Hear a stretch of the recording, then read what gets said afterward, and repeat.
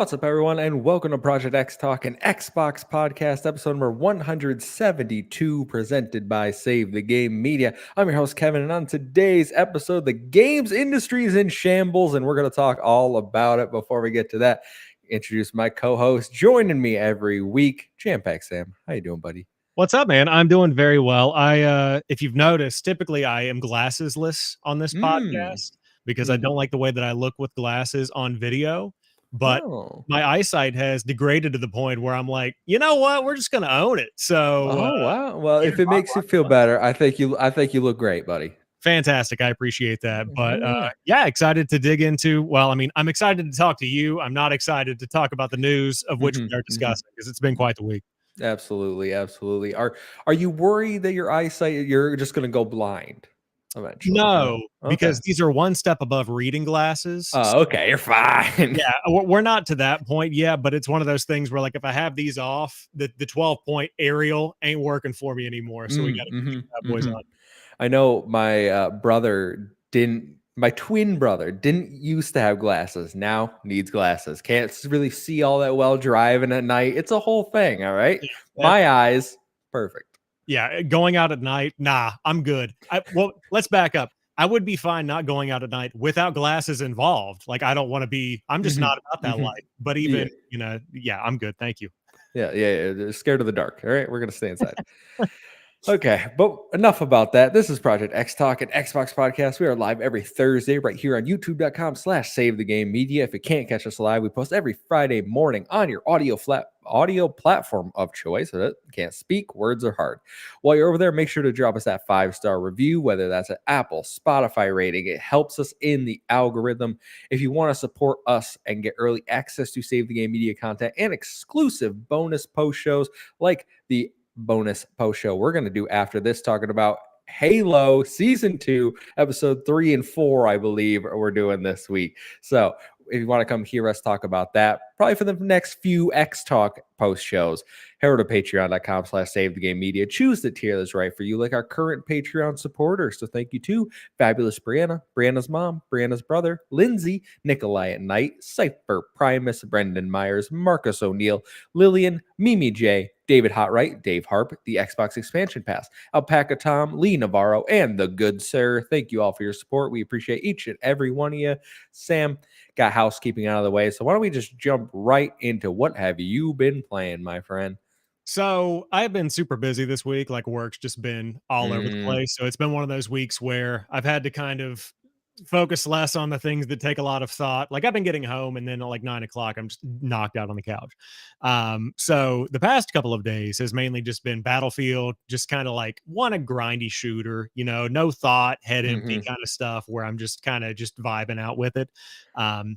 And 2042 is always a fun one to go back to. And then, we've been talking about EA and the future of Battlefield and stuff like that. So getting back to that. And then, of course, the Halo Infinite weeklies, keep those bad boys on rotation as always. And then, my friend, Skull and Bones. Been playing some Skull and Bones. I think I've probably put like 6 to 7 hours into it. I spent some time with it last weekend, made a little video incorporating some of the gameplay with it. But Ubisoft sent over a code and it is quite the game. So I don't know how deep you want me to go on. No, I want to hear about Skull and Bones because you're very respectful. Ubisoft sent over a code. I believe you tried to get me to play Skull and Bones as well. I did, yeah. So clearly, I gotta know. This is a game that's meant for a group, and so Ubisoft, with the creator program, they send out 3 codes. So it's a little bundle of 3. So you and 2 friends can take to the high seas and do your pirating or whatever. So the way that I see Skull and Bones, and I'm probably a little bit higher on the game than some people are. I know that it's getting horrible Metacritic reviews, generally just not doing well in the public eye. And I said in my video, the worst possible scenario could be happening in that people aren't talking about it at all. Like, there's not any conversation on it because people don't care.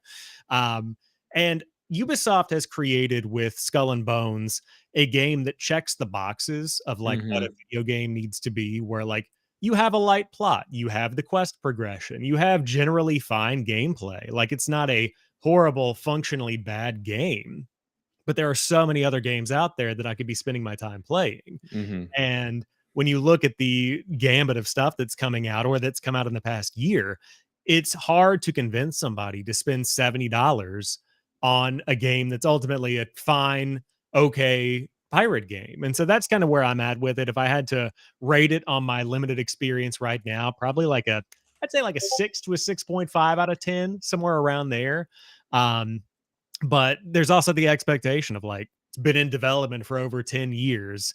It's one of those games that's just continually churn, and then it's spun off of Assassin's Creed 4 Black Flag, like one of the best, not only Assassin's Creed games, but generally considered one of the best pirate games of all time. So it's in a weird spot where it's got that legacy that it can't really live up to. And then Sea of Thieves is doing its thing and also coming out on PlayStation now. So it's like Mhm.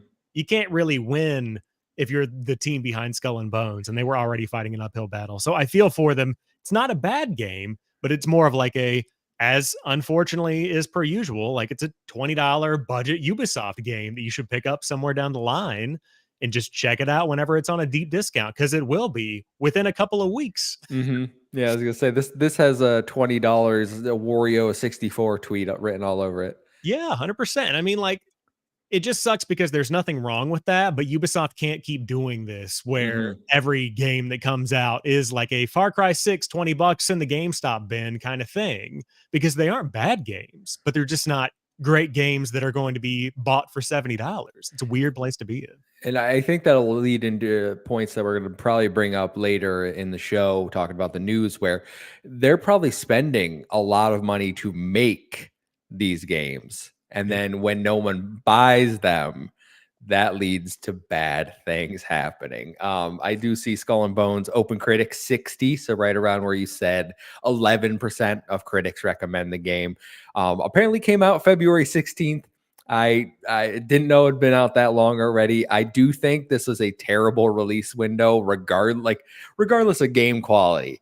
You're really asking a lot for the start of 2024 when we're getting banger after banger to pick up Skull and Bones. Like you're asking a lot of people. I think that it's one of those things where it's a victim of timing, and the problem is like it's going to be a victim of timing no matter when it comes out. Like if you would put this game out last fall, completely dead on arrival. If you put it out early this year, potentially slightly less dead on arrival. We don't know what the latter half of the year looks like, and at this point, I think they just kind of want to tick it off and just get it off the list of upcoming games, just because Mhm. it's been in the hopper for so long, and it's just kind of it's like when you have a leftover from the weekend in your fridge. And it's like Wednesday, and you're like, I got to eat this or throw it away. Like that's where Skull and Bones was at. So they Yeah. ate it and it's just out there. Yeah, like I don't really want this anymore, but like Yeah. I paid for this. Yeah. I mean, I would rather them do that than pull a Warner Bros and just like never release it, put it on a Mhm. shelf and then do a tax write off. Like at least we have the game.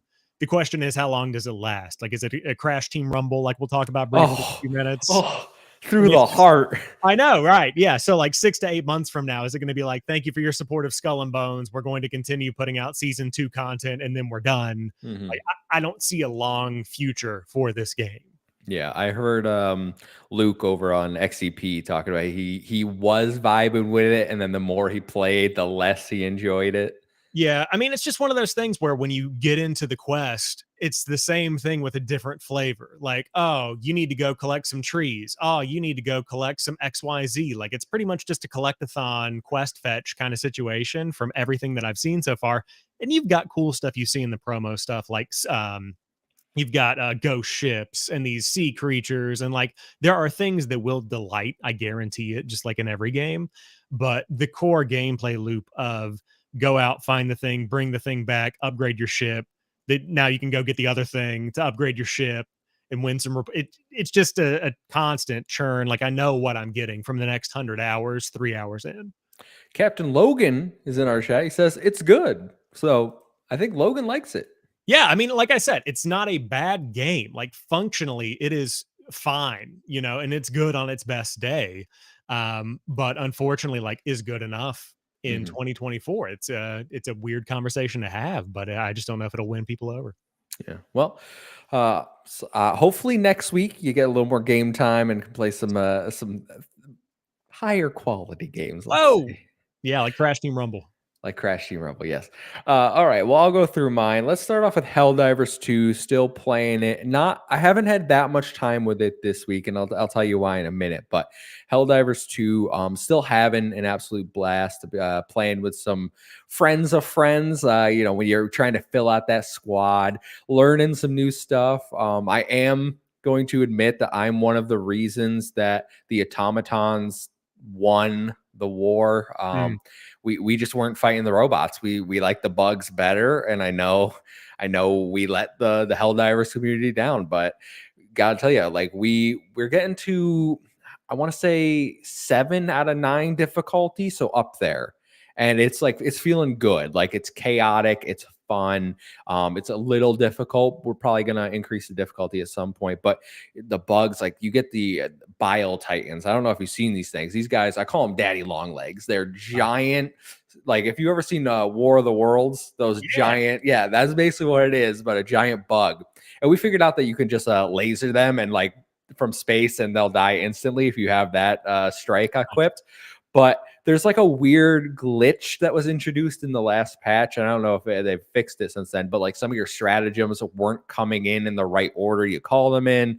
There was also a thing where the bile titans especially were just spawning, and they would rise straight up out of the ground like still, and then when they die they just melt into the ground. It's hilarious to watch, but also like you don't expect them to just like start rising up in front of you.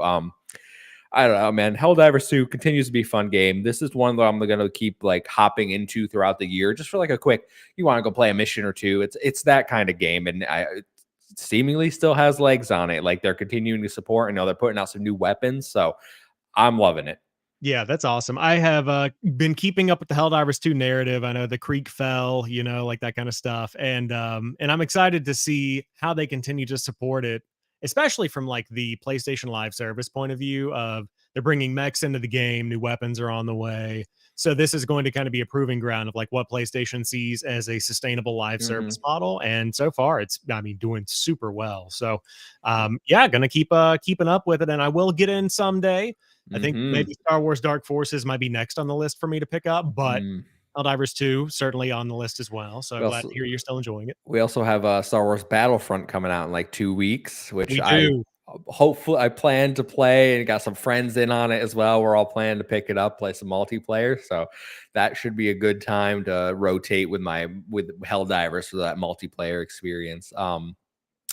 Next, I will talk about the game I've played probably the least this week, Final Fantasy VII Rebirth. And obviously, we record this on a Thursday. I didn't stay up till midnight to play this game last night. I don't have a Japanese account, so I wasn't playing yesterday. I played the demo section of the game, which for any Final Fantasy VII fans is the Cloud Sephiroth in Nibelheim section, which if you're not a Final Fantasy fan, that doesn't mean anything to you, but it is a very important part of the overall Final Fantasy VII story. And as I was saying especially during this part, if you know, you know. So I played that, and that allows you to skip that section when you get to the actual game, which I started today right before the show. I played about another hour of that on top of skipping that section. So I haven't really done much except watch some cutscenes, and I'm not going to spoil anything, but 50 minutes into this game plus the demo time, I'm sitting here going, what is going on in this? I don't understand what's happening. All right. There's some shenanigans going on already, and I'm like very intrigued. So I'm excited to play more. The game, I tried playing you ever do this where you go to quality just to see, like, could I play this game on quality mode? Pretty frequently, yeah. Yeah, Yeah. I'll test it around.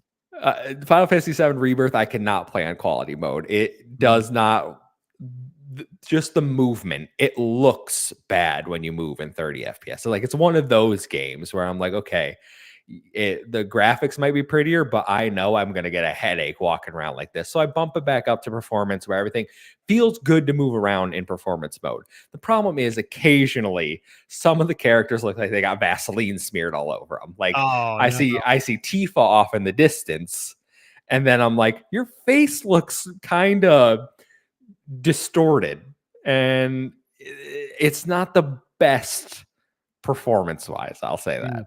And I know that I think there was a patch on day one that maybe made it perform a little better. I heard there was a performance improvement bump before it came out, It right? definitely performs better than the demo, but it's still like you can tell the resolution does take a pretty big hit. I haven't even gotten to the open world yet. Oh yeah, that'll be interesting. I know that the reviews have been really high on it. I don't know if it's one of those games where reviewers are like, if I give this thing a negative rating, I'm never going to finish getting hate mail. So it could be one of those situations where like maybe it's skewed a little bit, but I don't think that's the case. I mean, I hope that everybody has fun with it. Like you said, I have no idea what's going on in Final Fantasy in general, not my world. But it's always great whenever people get a game that they've been looking forward to. You got to love the hype, you know? Yeah. And so this is one of those examples of that for Yeah, sure. this was one of those. I opened my friends list and like 90% of them Final Fantasy VII Rebirth. Like everyone on my friends list is playing this game right now.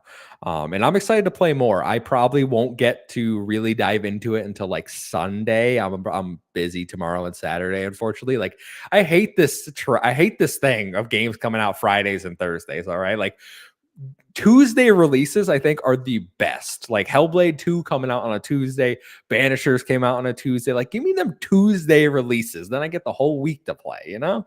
Yeah, I agree. I think that I'm fine with any day of the week releasing. I do feel like the Thursday, Friday kind of leans into the weekend hype, but Mm-hmm. equally, you know, I'm typically not doing anything Tuesday through Friday night, so it Yeah. would be great to play it a little bit earlier. But yeah, if you're playing Final Fantasy out there, I hope it's all that you hope that it is and more. So yeah, I'm looking forward to hearing more next week once you get into the open world section and let me know how that performs. Yeah, that's gonna be there's nothing on my docket like, oh, this is the next game I want to play until Stellar Blade at the end of April. So I got time to like jump into multiplayer games like I say, Star Wars, and then have Final Fantasy there as my single player outlet. So the game kept me away from Helldivers and these other experiences though this week, Persona 3 Reload. Ah, yes. Tell And me more. you've heard me talk over the course of the last month about how I don't really think the game is very good. Mhm. I don't think it's aged very well. And I will let you know that up until I think Saturday, I was at like 8 hours. Like I was barely playing Persona 3 Yeah. Reload. I am here to tell you I have finished Persona 3 Reload Okay. since Saturday. But there's a caveat to that. I kept it on the fast forward feature for 90% of the game. I came in around 29 hours. And the reason I did that is because the game is not good. Dang. Combat wise, if you're just looking for a good turn-based JRPG, I don't know why you would immediately go to Persona, because there's like more pure like Dragon Quest is out there, right? Like that's like Mhm. a great turn-based JRPG. But Persona 3 Reload has a great combat system. I don't care about the story in this game at all. Even after watching the ending, I'm like, this is the definition of the power of friendship. And I'm normally okay with that. But this was too on the nose. There were no plot twists whatsoever. Everything you could call immediately a mile away. The social links, which are what people probably play Persona for, you know, getting to interact with those NPC characters and your party members. You eventually do get party member links, but they're so late in the game. By that point, I kind of stopped. I didn't care anymore. Like the Yeah. last 2 months in the calendar, December and January, you were like, okay, go do the 30 floors you have to do in Tartarus for this month. And then normally you'd have like a big boss. And for those months, it was like, nah, you're just gonna have a conversation at the end and then go do it again.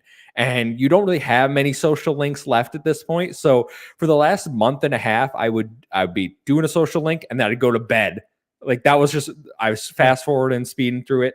It got so repetitive. I don't think the story really has any payoff.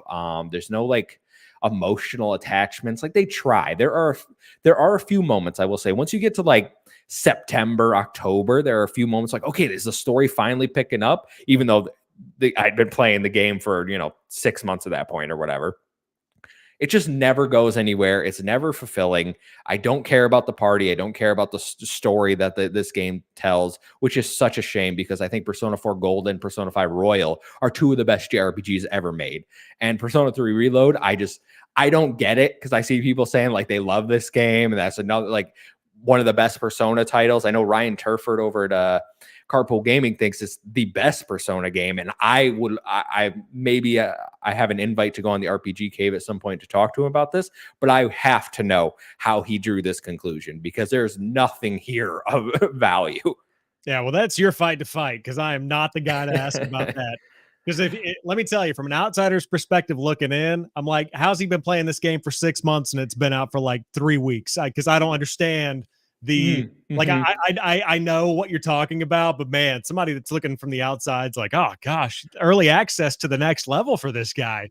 Yeah, But yeah, I mean, I think that when you're talking about remakes in general, maybe the nostalgia glasses play a factor in the way people see stuff, which is fine. I don't know the similarities between the original and the remake and you know how like is it very It's one, yeah. It's basically the exact same game, just like looks better, a few quality of life improvements, but like yeah. they didn't change the social links, they didn't change the story, they didn't really change anything. Yeah. So I mean, when you're staying true to form like that, then the people that liked it back in the day are gonna like it now. And maybe that's the situation for Ryan. But yeah, if you as always, if you dig it, good for you. If you Yeah. don't, sorry. You know, that's yeah. Yeah, I wanted to like it. There were a few moments I didn't enjoy it, but it dragged at the end. I really like I had a half a day at work yesterday, so I was home. I went to the gym and I was like, I'm gonna finish Persona 3 Reload. Grinded it, and then like it was like 9 o'clock, and I was at the beginning of January which I thought was the end. I thought December was gonna be the end, and then I went to January and I was like, I have to go to sleep. I can't do this anymore. I'm going to choose my mental health. I'll beat it tomorrow. I beat it on my lunch break, and then I got Final Fantasy, which was the goal. I just wanted to knock it out, so I didn't have it like itching away in my mind. Like you got to go back to Persona. Yeah, I hate it whenever there's a game that's kind of hanging out like that. That's why, not that you should ever strong arm your way through a game for no reason, but like getting through the nameless or the nameless puppet in Liza P, like the very end of Liza P. I'm like, if I don't do this, it's gonna be June, and I'm gonna be thinking that I need to finish the final fight in Liza P. It's same thing with Wolong, so it's like you just gotta get it over with sometimes. So I hear you. I think was it Microsoft or one of the Twitter accounts had a tweet where it was like, it's okay to start a game and not finish it. And I wanted to be like, no, it isn't. No, yeah. Don't say this to me, Microsoft. Well, I you know. remember last week I was talking about No Man's Sky. And so like I went back to that right after our podcast and I was like, there's a whole lot of game here. I don't know if I want to get too deep into this right now because I could spend thousands of hours doing this. So I'm slowly transitioning off and abandoning that. But it can be very impending for sure. Yes. Well, there are my thoughts on Persona 3 Reload. I'm happy it's over. Now let's just get Persona 6 so we can get a good one. But Sam, let's jump out of what we've been playing into the news for this week. So I, again, didn't set up the little thing, but that's fine. Story number one. I think the games industry has a layoff problem. So 2023 saw 6,500 people roughly in the gaming industry lose their jobs. However, the first 2 months of 2024 has already seen that number eclipse with no signs of slowing down. As of today, February 29th, 2024, a total of 8,177 people have been or will be laid off this year. This number includes layoffs at small indie developers, publishers, 1,800 from Xbox alone, and the absolute mess that is Embracer Group. Just this week, we saw Supermassive, the creators of Until Dawn and the Dark Pictures games, announce that they're laying off 90 of their 350 staff members. Deck 9, the team behind Life is Strange True Colors, laying off 20% of its staff. But the biggest two announcements this week came from one of the biggest publishers in the world, Electronic Arts, otherwise known as EA, and the leading player in the games industry, PlayStation. EA announced yesterday that they're laying off 5% of their total workforce, which is around 670 people. Along with this, they've canceled Respawn's unannounced Star Wars first-person shooter and stated that they're moving away from licensed IPs and doubling down on owned IP, sports games, and massive online communities. PlayStation announced on Tuesday that they're laying off 900 people from their first-party studios, which includes completely shutting down London studio altogether. Newly acquired Firesprite was one of the studios studios impacted and saw their Twisted Metal game canceled. However, the three main teams impacted were Insomniac, Naughty Dog, and Guerrilla, the studios responsible for Spider-Man, The Last of Us, and Horizon, three of PlayStation's most successful franchises. Which begs the question, if delivering huge commercial and critical success isn't enough to keep your job, what is? I mean, it's a great question. And these stories just keep coming. And I put on threads whenever this news broke. And when I say this news, I mean like the 8 stories this week we've seen of layoffs from like Deck 9 all the way up to, PlayStation. But I don't comment on stuff because I'm not a knowledgeable source of like what's happening within the company. Mm-hmm. Like, and I see a ton of people that are throwing out hot takes, which is fine because it's a form of public conversation. Like, it's great. You put out whatever you think about stuff, but no one except for the people within these boardrooms and within these leadership teams knows the situation. That being said, from the outsider's perspective looking in, like these profits aren't lining up with the actions that are coming out of these companies. And to your point of if your game like Spider-Man 2 isn't enough to shore up the future of your team, what do you do? Like it just seems like it's an insurmountable feat. And then I've always been one that it's like, okay, everybody scaled up during COVID whenever the video Mm-hmm. game boom kind of came. And then these live service games blew up with Fortnite and Warzone and Apex Legends. So teams shifted to working on that kind of stuff. And if they were working on other games, they put more teams behind that because it seemed like gaming was getting ready to like blow up in a way that it had never done before. Now that's kind of self-correcting. Like I said earlier in the podcast, I've been at work all week. I've been busy. So like I Mm-hmm. haven't had time to play games. I haven't had time to buy Star Wars Dark Forces. And so I think a lot of people like that are not spending as much money or time playing games. That's just the nature of like life sometimes. And so I think that with that reverberating through the industry, it is definitely having an impact, but it could be corrective course from COVID. It could be the having to scale back because you expected a game to sell 800 million copies and it only sold 2. Like it's still a great success, but you expected more. Or it could just be corporate greed. Like that's just the nature of what these options are. That's the kind of the 3 camps that I see. Mm-hmm. And it could vary from company to company. And then also you have the consolidation element too. Like whenever you see Microsoft picking up these companies and Embracer Group picking up these companies and then cutting redundancies or just changing the direction the shows or the companies are going and the projects they're working on are going, that could be an element too. So I don't know what the answer is. I wish that I did, and I'm sure that the teams that are getting impacted wish they knew what the answer was too, because how much money does a game have to make for me to know that I can come into work tomorrow?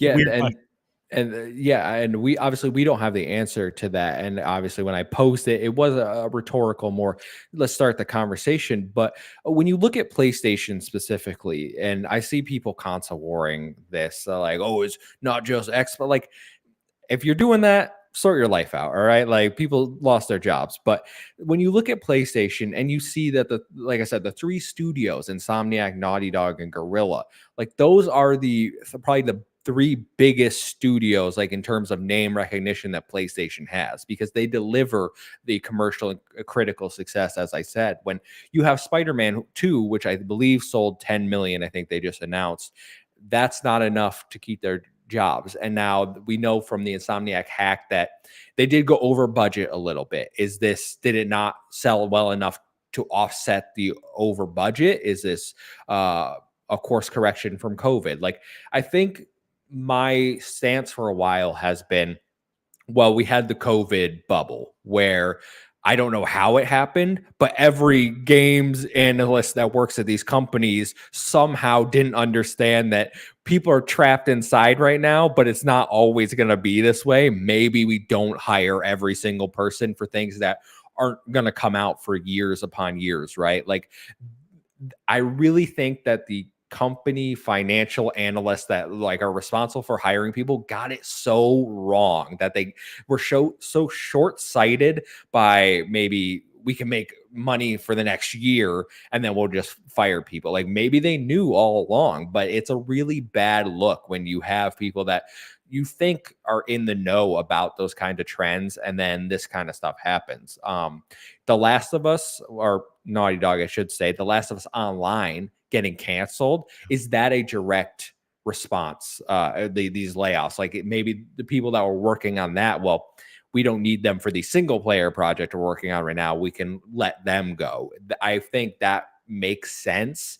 Gorilla, I have no idea. I don't know what's going on. I'm not listen to No Limits. I'm sure they're a little, Sam and them are a little more in the know about what PlayStation's doing over there. But from my perspective, like Forbidden West is coming out on PC momentarily, right? Like they should be making more money from a game that was released 2 years ago with their new port. So it is confusing, but it's not just like the biggest of the big, like Xbox, PlayStation. You have Supermassive, a team I'm a huge fan of, a team where I buy their games, but I don't buy their games full price. I've never bought a Supermassive game for full price. And that's just because of the nature of the games that they make, unfortunately. Like they make those 6 to 7 hour walking sim choice based games, kind of like we see with Deck Nine, who makes Life is Strange. Like those are the types of games. And for me, I don't think $70 really warrants those types of experiences. So do I contribute to that? Like how many other people have that mindset? You know, is it all on the company, or is there some responsibility of the consumer here for these companies? I mean, I think it's a shared responsibility. And just going back to Gorilla, I just wanted to call out like Nix's software is the PC port developer, and Gorilla's like collaborating with them. So I don't know how much of a boon that would really have on the bottom line of Gorilla or the work their team does. So, but still Forgot to your about that. point, like the work or the projects or whatever, I think that it is a shared responsibility between the developers and the consumers of if a game does well or not in terms of sales and in terms of revenue. But you can't ever blame the consumer for not picking up a game. Like that's just not how business works, you know? Hmm. And I think we've seen executives try to make that argument before and try to like pin a failure on the consumer. And even if that is the case, though, should have sold your game better. Like there are so many other elements at play. Um, but I think that it definitely is having an impact on me personally, just from an anecdotal point of view on like Star Wars Dark Force, as I mentioned, like love Night Dive Studio, love the work they do to, capture the magic of older games and bring them to modern hardware. And so I'm at the point with all of these layoff reports of me earlier this week making my coffee, making a video for the day talking about Star Wars Dark Forces, thinking, I need to buy that because I don't want these guys to get laid off. Like that is Hmm. literally a thought that I'm sure that I'm not alone in having of I need to vote with my wallet, as the saying goes, and say that I want more of this because I want them to make that. Um, and I think that if you have the means and you have the time and it makes sense for you to, then yeah, support the games that you want. Like I want to buy Helldivers too. I don't have the time to play it, so I'm Hmm. not going to throw my money at it. And I definitely don't think that we should feel guilted into picking up games that we aren't equipped to play, want to play, or have the time to play just because of the situations happening in the industry. Because it's not easy for consumers right now either. You know, True. like, everybody's kind of hurting in one way or another across the board. And I think that it's up to the companies to right size their teams before it gets to the point where you got to lay them off. And I mean, for me, top of mind right now is Bungie, thinking about the final shape coming out in a couple of weeks. You know, could be just using partial data, but based on emblems within Destiny 2, because you get a pre order emblem for pre ordering the final shape. I think that the data shows that 1/4 of the players that pre-ordered the previous expansion at the same time point have pre-ordered the final shape. And we talked a couple of weeks ago about how like this is the make it or break it for Bungie.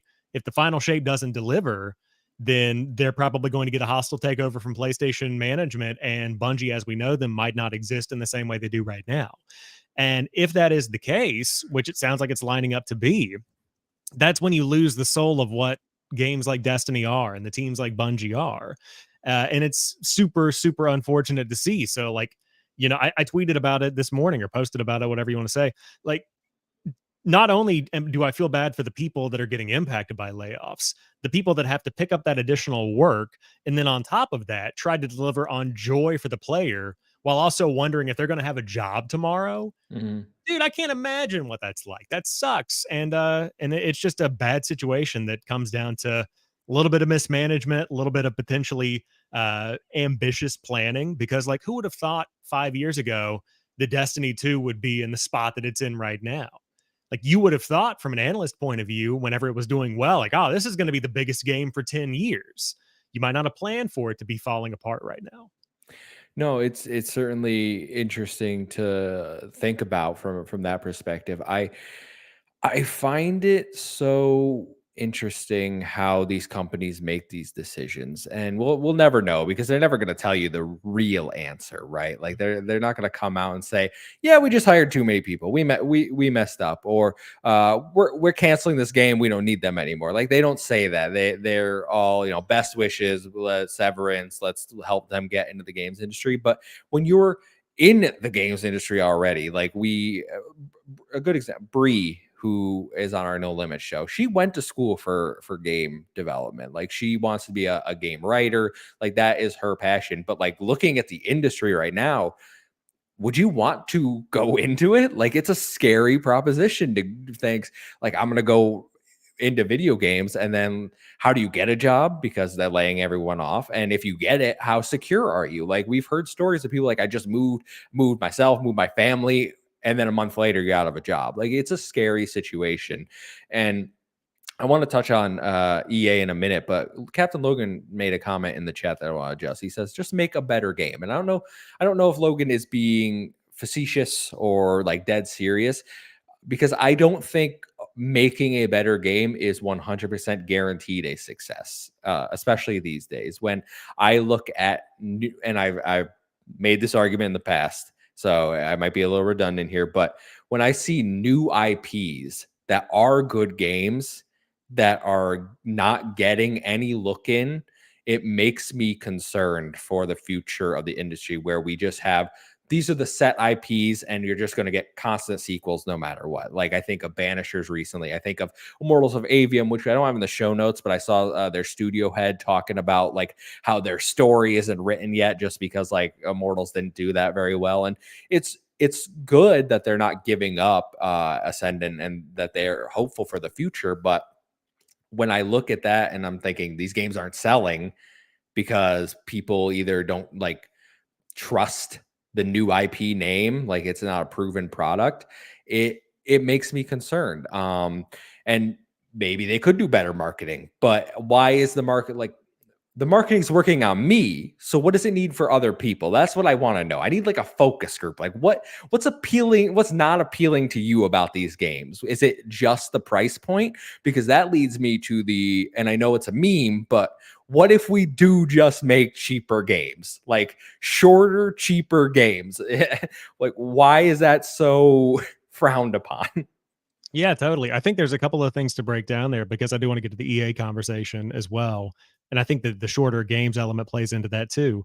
But I think that the conversations we're having here and the people that are in the chat, we are increasingly a smaller percentage of the people that are playing games today, whether we realize it or not.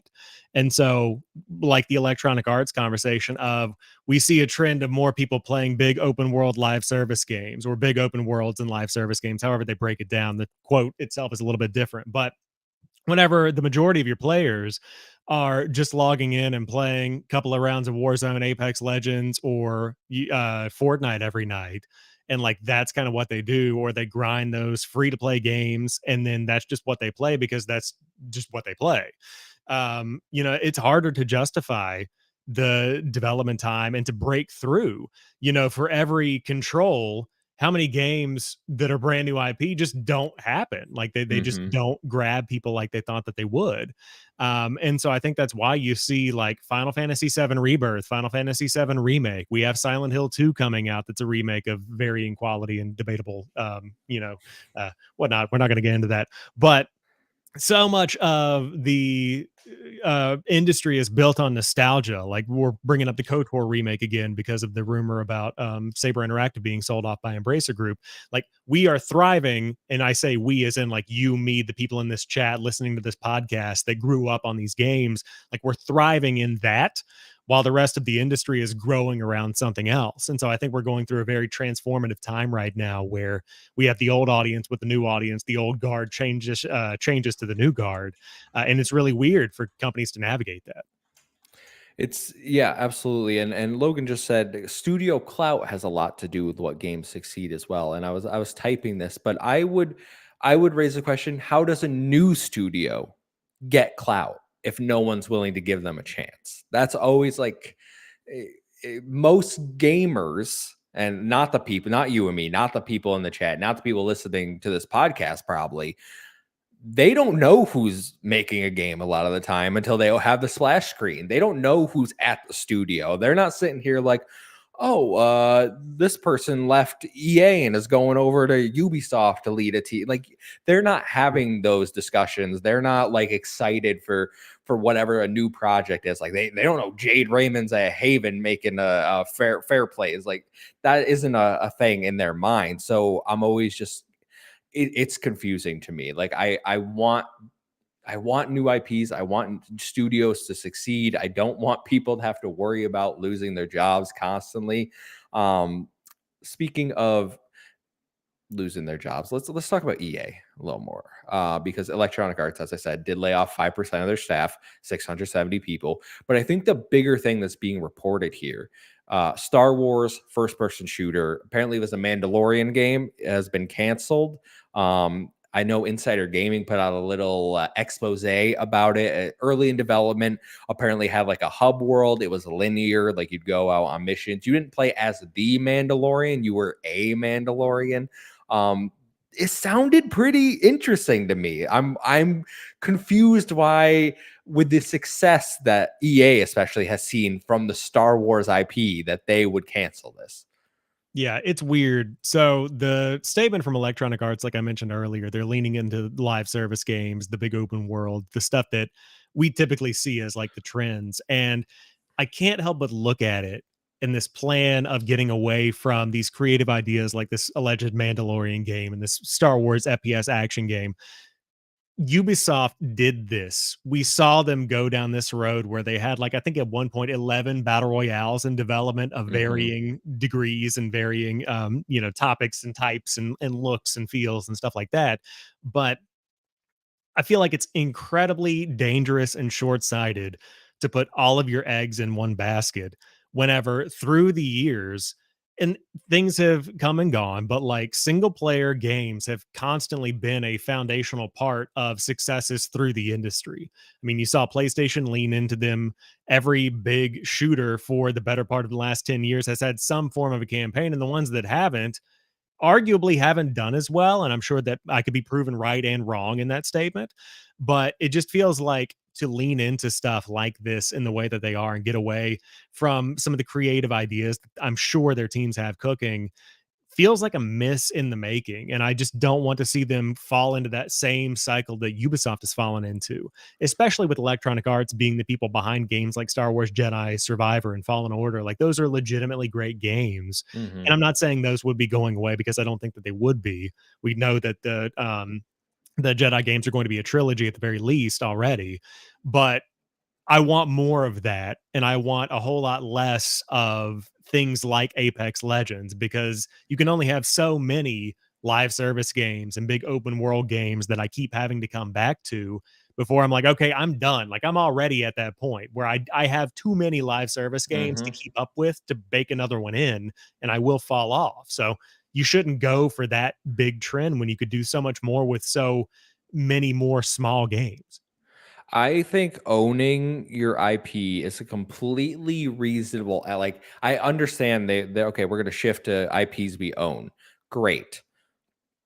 The fact that you are giving up on licensed games, however, I think you can have a balance between that, especially when you do have successful Star Wars properties already. And the rumored first person Mandalorian game was at Respawn, your most successful studio, arguably. Like they put out quality game after quality game. So I would love to know, and maybe someone eventually will do a little interview about why the game was ultimately canceled, and I'll be interested to read that in the future. But like I play FIFA or EAFC as it's now called, like all the time. Like that is my go-to like sports game, multiplayer, live service, whatever you want to call it, title. I don't think we need more live service, as you were saying. Like it's everywhere I look, it's a saturated market. And people make the argument like, well, live service is making more and more money every year. But I would argue like those are is it new live service games contributing to the increase, or is it just more people going into the successful live service games and spending their money there? I would really love to see that breakdown, because if it's just the same five every year, but they're getting more and more popular, like Fortnite, then live service isn't really growing, because I see, and I can count on both hands the number that have probably shut down in the last 2 years, right? Like Rumbleverse and all these live service games that come out are around for 8 months, Crash Team Rumble, and then they just disappear. Yeah, totally. And I mean, correct me if I'm wrong. Knockout City was an Electronic Arts game, right? It Like, was. It was a EA original. and so even thinking about like I've been playing Battlefield 2042 again. How many people are buying that battle pass at this stage of the game in 2024? Like, I'm legitimately asking because I don't have the answer, but my hunch is that compared to, late stage Battlefield 4 or Battlefield 5, you probably have fewer players in 2042 right now than you did back then. Is it making more money because it's a live service game? Or is it breaking even because it's a live service game? Like, they have the numbers and we don't. So, we kind of just have to let them make their own decisions. But from the player's point of view, totally agree. And then I'm also concerned, like Electronic Arts has some big stuff cooking with like not only that Star Wars game that was canceled, but we get the Black Panther game that was supposed to be on the Mhm. way, the Iron Man game that's Oh, supposed yeah, to be on the Iron Man, way. yep. Which Yeah, are and so licensed IPs. yeah, and so, like, I don't know if that is like, if they're like, "Well, by that we mean other things, not the ones we've announced," but, I've seen people say it online. If I was the dude working on the Black Panther game, I am sweating because, like, I am literally the opposite of what you said you wanted to make, like, that's just a not great spot to be in.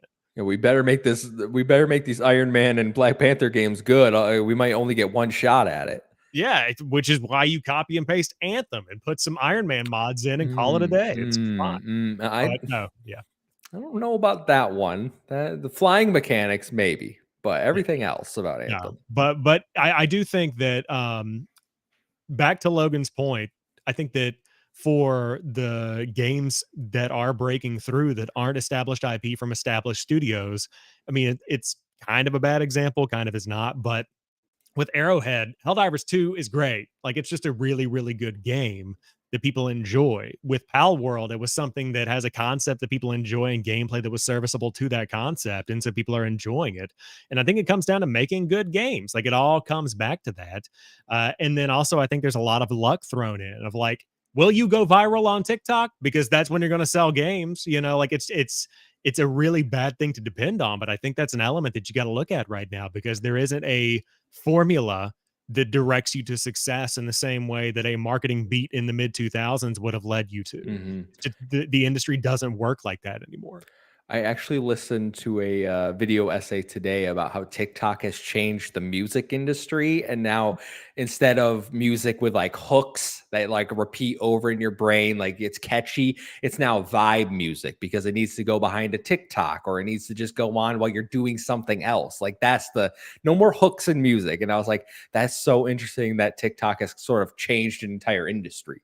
Yeah, there is a science to it. And I would say that even like Helldivers 2, intentional or not, there are a ton of very clippable 60-second moments in that gameplay, whether Hmm. it's from your voice chats, from you getting overrun by automatons, or whether it's through bugs exploding, or just hilarious moments where your friend gets landed on by some kind of drop pod. Like you can clip so much stuff there and sell so many copies of that game in 15 to 20-second intervals.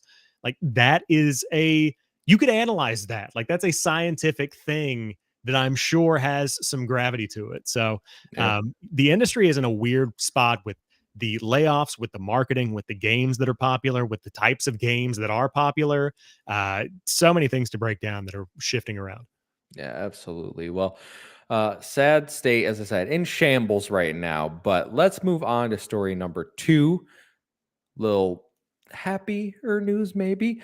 So, multiple studios today have announced that they're leaving previous ownership. Saber Interactive, the subsidiary that owns Aspire and other developers working on the KOTOR remake, which apparently is still in development, Warhammer, and more have announced they're breaking away from Embracer Group in a $500 million deal. Kotaku also reports that Gearbox will announce their sale from Embracer next month.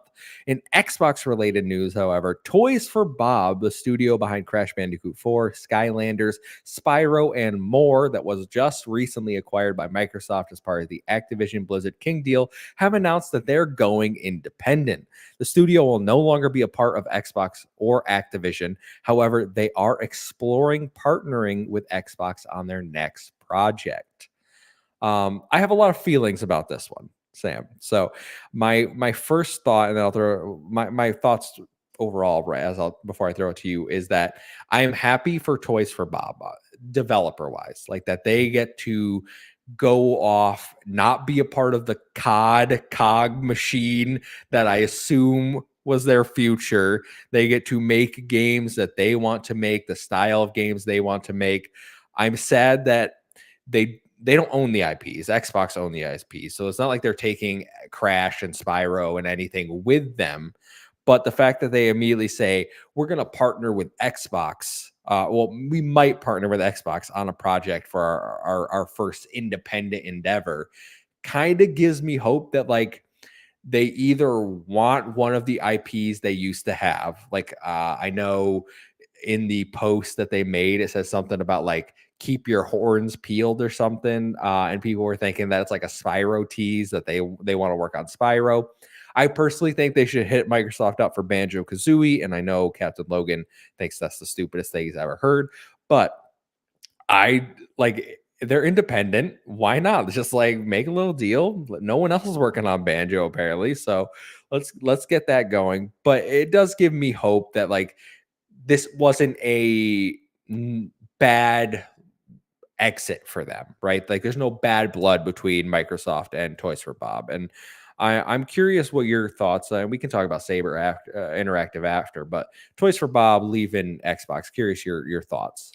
Yeah, I think that I'm of a couple of different minds on it. Number one, if there was ever a time to do it, now is the time. Like the acquisition is done. You've got a clean breaking point of Microsoft taking inventory of every team they've got, talking to them, understanding what they want to do and what they're currently doing, and kind of plotting a path forward. And so I think Toys for Bob probably was discussing this as the acquisition was going down and like, hey, we kind of want to do our own thing. And so that's always great because whenever developers are able to do what they want to do, ultimately the end product is going to benefit from that. So that's great. On the other hand, I do think for me, this means that I'm going to lower my expectations for like what I expect Toys for Bob to put out. So, like you said, partnering with Microsoft opens up a lot of different opportunities. That could be mean Game Pass, that could mean using IP they've got ownership over, that could mean using developer resources to like maybe tap into the cloud, make things run a little smoother. Like there's so many things that could mean that aren't really detailed here. But I think I'm going to be looking at Toys for Bob as almost like a ukulele developer kind of level at this point, where they aren't necessarily delivering like Spyro, Crash, these big legendary games, but they have potential, they have promise. I feel like they can do cool stuff. Um, and so I think that's really, really important. And I think that that's something that I'm trying to apply more to a lot of the developers and the games that are coming out, Mhm. because tempering your expectations helps prevent so much unnecessary disappointment because we let our dreams and our visions kind of run rampant and out of control. And so I think that's why a lot Me? of games. Banjo? Yeah. What? Yeah, no, I mean, but like I'm guilty of it. You're guilty of it. Mhm. Everybody's guilty of it. Where like we think about, oh, cool, BioWare's making another Mass Effect, and I'm like, well, slow your roll there a little bit. Like yeah, they are, but will it be good? You got to take a step back and kind of like take a dose of reality with it because anything could happen. Um, Toys for Bob could kill it and be like the next big whatever they want to be 3D platforming group. They could kill it with that, or it could go horribly wrong, and in 2 years, we're talking about layoffs. I don't want that Hmm. to happen, but, like, that's a legitimate possibility. So, yeah, excited for the future, hesitantly, expecting the best, hoping or, expecting hoping for the best, expecting the worst, but yeah, we'll see what happens with it, but good for them for doing what they know they want to do. Yeah, I see a lot of people upset about this because for some reason they really are like, oh, we wanted Toys for Bob to make games for Game Pass, and I'm like, well, if they sign a publishing agreement with Xbox and Xbox, like Yep. it could still end up on Game Pass. They're independent endeavors, depending on who the publisher is. You'd have to buy those, but I said it on Twitter, like no matter what happens, like I'll be there day one to check out their next game because I want to support the studio. I believe in Toys for Bob as a team. Um, I I don't think this is like a huge loss in terms of Xbox's grand vision for Activision Blizzard King. Like Toys for Bob was always a small part of that acquisition. Like they were a small studio to begin with. They were never one of the big name players, even though they were the only studio I really cared about them like acquiring. So it's kind of ironic that they're now saying peace. We'll see what happens with them. But why don't we talk about Saber Interactive, who is leaving Embracer Group? Because Embracer sucks and they're digging themselves a hole. We haven't talked about it much because it just seems like beating a dead horse with the Embracer is a failing entity at this point. But Saber Interactive leaving, as I said, they own things like Aspire, which does the KOTOR remake, Warhammer 40K. They manage all those games. This is great. It helps Embracer cut a lot of costs because Saber was a huge part of what they owned. So it'll save them money. $500 million deal getting out the door, and then apparently Gearbox is right next. Which is good for Borderlands fans. I know there's been a lot of concern that like, are they going to how many more studios are they enclosed? I know there was a story a few weeks ago we didn't report on, but they canceled something like 29 games and closed multiple studios in a matter of months. So Embracer really has been damaging a lot of brands, studios, jobs. So I'm happy to see this.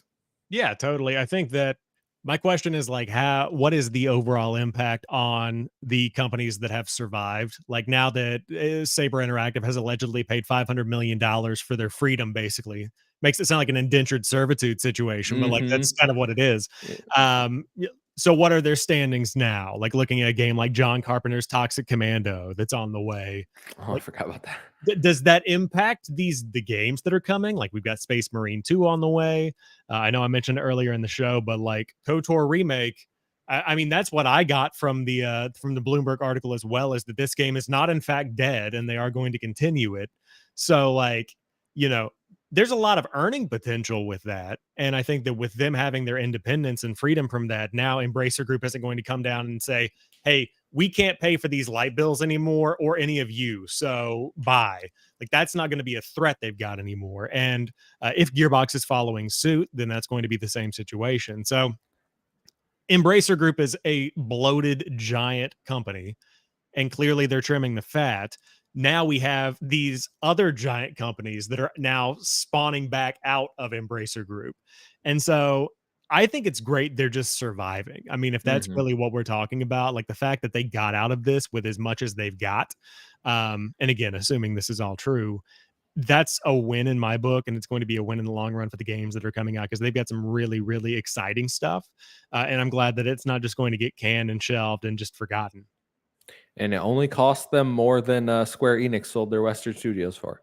So Can't that's imagine. yeah, that's that cost of freedom there. So I think it's interesting that Saber bought their freedom and Gearbox is apparently being sold. I'm really interested to see who Gearbox ends up with, because that's been the talk that Gearbox isn't going back to being an independent studio; they're being sold to someone else. And I see people say, "Well, I hope it's not Microsoft." I don't think it's Microsoft. I don't really see the need for Gearbox in their portfolio, especially with the whole FTC thing going on. It'd be interesting to see PlayStation pick them up. They could use a first person shooter studio in their portfolio, or Mm. it could be some third party such as Tencent or Epic or someone like that. Yeah, I'm trying to think of who would potentially buy Gearbox. I don't think the PlayStation's in a financial spot to buy Gearbox. Probably it'd be a bad look to lay off a lot of your teams and then buy Gearbox. Yeah, I don't know about that one. I mean, would Take Two be an option? I thought about it. That was one that just came to my mind actually, because I know Take Two has published or helped publish a lot of their games. Right. I thought that that might be a good mix and mingle there. I hope it's not Tencent. But I don't know. What I want from Gearbox is for them to land in a spot where they can be creatively kind of refreshed. I feel like Gearbox has kind of been on the back burner a little bit. They've been kind of like resting on their laurels to some degree. And yeah, figuring out what's best for them is a really important priority, but definitely interesting to see them sell that, but them not potentially go independent. So the next month will definitely be interesting. Yeah, absolutely. Well, just a little fun news for there. For anyone curious, with the thumbnail for this, I have a nice Crash Bandicoot in with an American flag shouting freedom. Very nice. I like Yeah, that. yeah, Crash Bandicoot. You see, even though they don't get to keep Crash, but if it.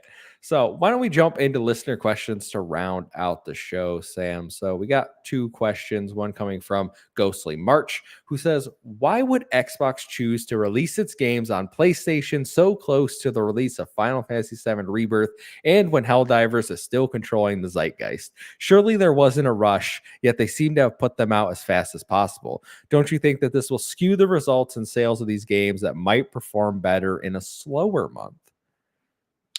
Yeah, it would. It would definitely perform better in a slower month. I agree, but also like I feel like all of the games we're talking about are so different fundamentally that maybe there isn't as big of an overlap with the audiences. Like how many people are playing Sea of Thieves that are playing Final Fantasy VII Rebirth? Like is there really that big of a audience overlap there? But also like if you've spent $70 on Final Fantasy VII Rebirth, are you really ready to spend whatever Sea of Thieves cost on PlayStation or, you know, any of the other examples we've got? So no, I totally agree. I think that it's weird. I don't know if that was really the thought because ultimately they're ports, they're what you would consider like second releases. Hmm. So I don't know if they're expecting it to be as like big of a drop in the bucket as maybe we think or feel like it is.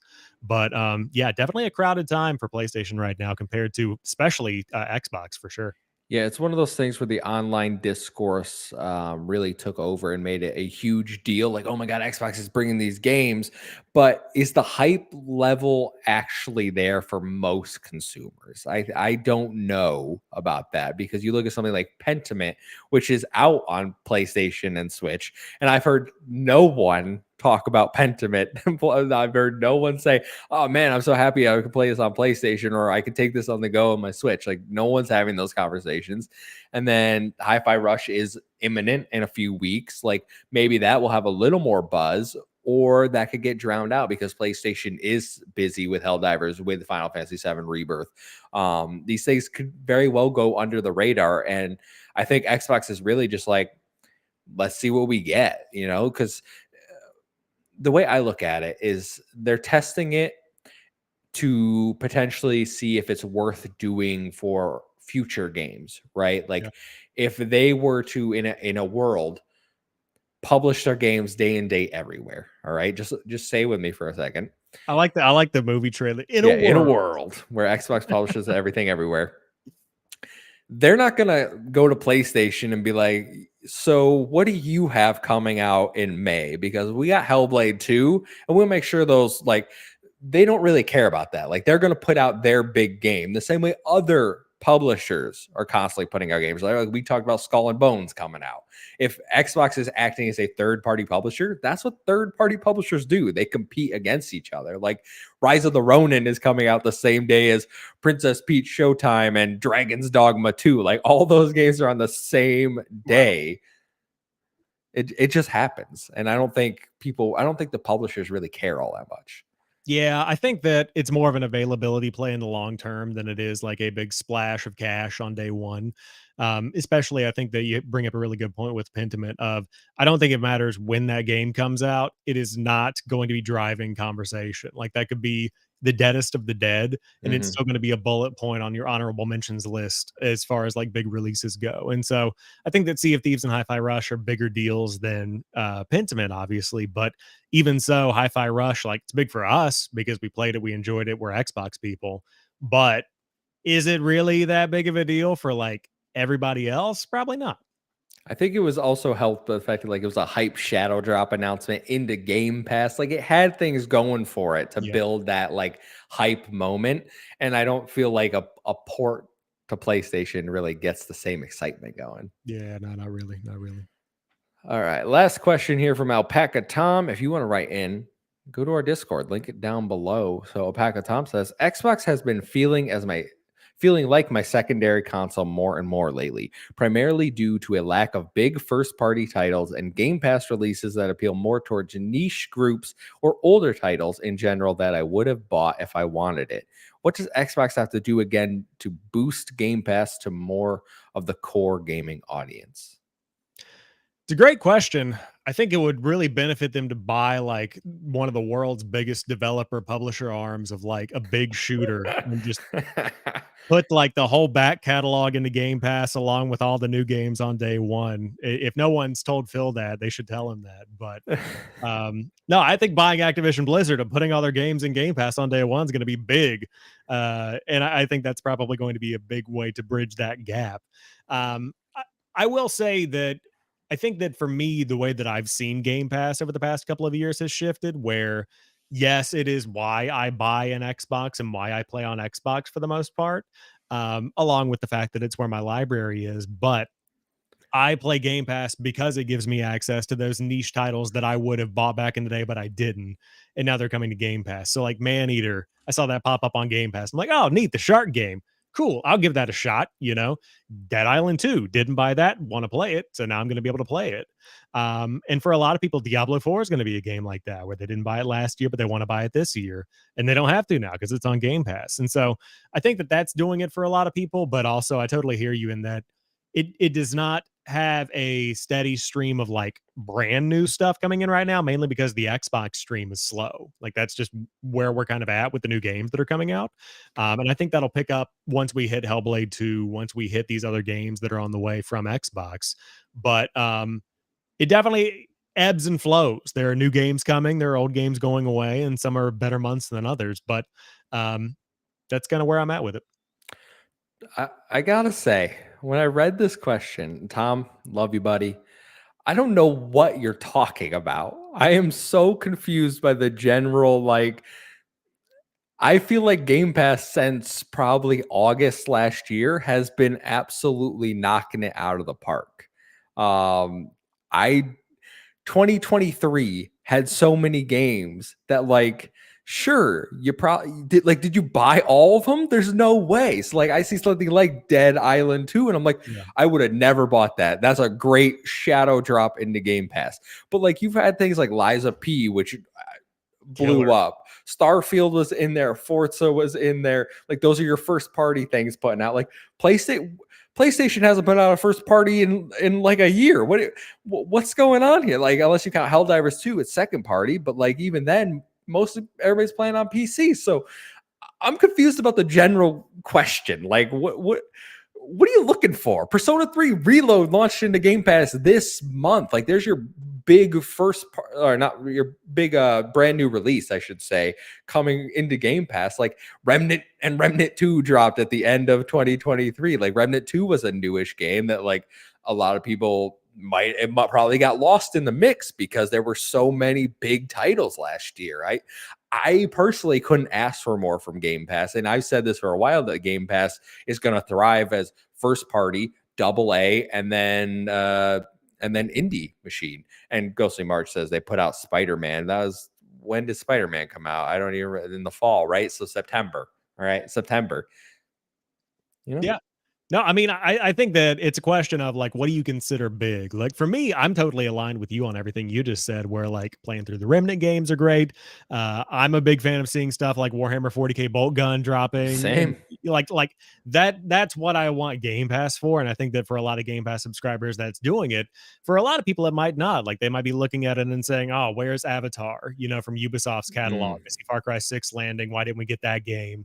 Um, I'm trying to think of other examples. Why isn't Mortal Kombat 1 on here whenever Mortal Kombat X is on there, or 11, whichever one's on Game Pass right now? I, Like thinking about it that way, like yeah, they could throw the cash around for those, but um, is that gonna move the needle in the long run, or would they be better off saving that money and investing in the smaller games, the niche games, and then just knowing that people are going to buy those games anyway on Xbox because that is probably the trend they're seeing. I do gotta say, I think if the core gaming audience is looking at Game Pass and thinking, I'm gonna get this, and then they hope that those level of titles are gonna consistently come to Game Pass, I think they're gonna be disappointed. There is no reason for Capcom for for NetherRealm to launch those titles into Game Pass, right? Like they're going to sell millions of copies. They're going to make money. Which yeah, sure they get paid for Game Pass, but they ultimately like don't benefit as much as something like a double A game, which will sell. It might sell, or an indie game that might not sell at all. So I view it differently. I don't think those big triple A games like Grand Theft Auto 6, like are people going to expect that to come to Game Pass? You're out of your mind. Yeah, no, I think that people are going to expect. I know. I'm going to go into the thread on Reddit when I've they already seen people expecting that to come to Game Pass, and yeah, it's crazy to me. But I see Game Pass as like I almost want to. I'm trying to pick the best streaming service, and I want to say Apple TV, but it's like a Netflix where every movie is not going to land on Netflix, but you're going to have some bangers on there on day one when they hit DVD and Blu-ray and stuff like that. And so, like, am I going to be able to watch? Trying to think of a movie because I don't watch movies. Am I going to be able to watch Dune 2. Oh, I thought you said Doom. I was like, they're making another one with The Rock. No, yeah, The Rock's coming back. Oh, Yeah, sick. But yeah, you're not going to be able to watch Dune 2 on day one when it hits Blu-ray on Netflix. You might maybe a year later. I don't know what that looks like, but in the meantime, you've got a selection of like hundreds of bangers out there if you want to watch that. So it's a nice variety, and you're not going to get everything, but I think that's okay. yeah, that's how I feel about it. I'm sorry that you're not feeling Game Pass lately, Tom. Madam I Web. Madam Web is a yeah, movie that just came out. Sorry, I'm trying to jog my memory don't see Madam Web. until it I hits Netflix. And no, even then, don't watch it. can I All buy the right. popcorn bucket? No, I no no. Can I When get is the that? Dune 2 popcorn bucket? Have we talked about that? Because that's something. We can say that No. for the post show. Yeah, we'll get Yeah, into that. yeah, yeah. Well, yeah. Come here with thoughts about Madam Web. All right. Well, that is all the listener questions we have for this week, Sam. So we're gonna wrap up the show there and go talk about Halo episode 3 and 4 in the post show. If you want that, go over to patreon.com/save the game media, like I said at the beginning of the show. But Sam, where can people find you, my friend, Yeah, until next yeah. week? You can find me at JamPackSam everywhere, Threads, YouTube, TikTok, Instagram, always posting content, talking about stuff, and trying to keep things light in the season of depressing layoff news. So trying to share some good gaming stuff out there. But I appreciate everybody checking stuff out. And of course, as always, I'll be here every Thursday hanging out with you, my friend. That's right. And what will I wear next week? You don't know. I might be in a t-shirt. Yesterday it was 70. Today it's 30. I don't know what's going on. Yeah. I'm trying to maintain warmth with the Patagonia right now. I agree. It's a little Mm. weird. Well, you can find me at the Muffin Mon on Twitter and Threads. That's a 1 and 7 I, O and 7 A. Follow us at Save Game Media over on both those platforms. Stay up to date with the latest. Until next week, thank you everyone for watching. Goodbye.